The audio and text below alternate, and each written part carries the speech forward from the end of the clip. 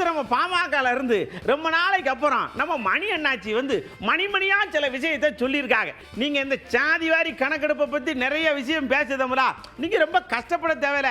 உச்ச நீதிமன்றத்தில் ஒரு கேஸ் இடக்கு, திடீர்னு எப்போ வேணாலும் என்ன வேணாலும் மாறிடலாம். அதனால நீங்க இந்த சைடுல லேசா ஒரு கட்டத்தை போட்டு இன்னென்ன விவரம்னு டிக்கெட் விட்டீங்கன்னா எல்லாம் குழப்பம் இல்லாம சரியா பெருமுடா.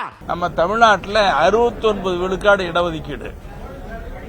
இன்னைக்கு பிற்படுத்தப்பட்டவர்களுக்கு 30, இஸ்லாமியர்களோட மிக பிற்படுத்தப்பட்டவர்களுக்கு 20, பட்டியலிடத்தவர்களுக்கு 18, அருந்ததியரோட சேர்த்து பழங்குடியினருக்கு 1.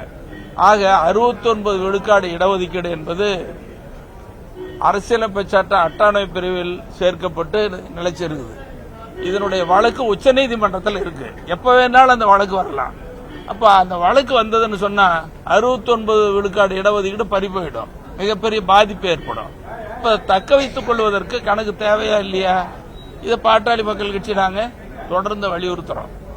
இது ஒரு பக்கம் இருந்தாலும் கூட மத்திய அரசு தான் எடுக்கணும், தட்டி கழிக்க வேண்டிய அவசியம் இல்லை.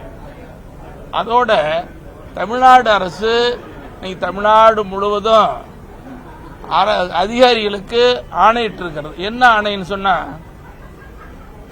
பொருளாதார கணக்கெடுப்பு நடத்தணும்னு சொல்லி எல்லாத்துக்கும் கீழே ஒவ்வொரு வீட்லயும் ஜி.கே. மணி வீட்டு கணக்கெடுப்பு, வெங்கடேஷ் உங்க எல்லார் வீட்டுக்கும் கணக்கெடுப்பு நடத்துறாங்க.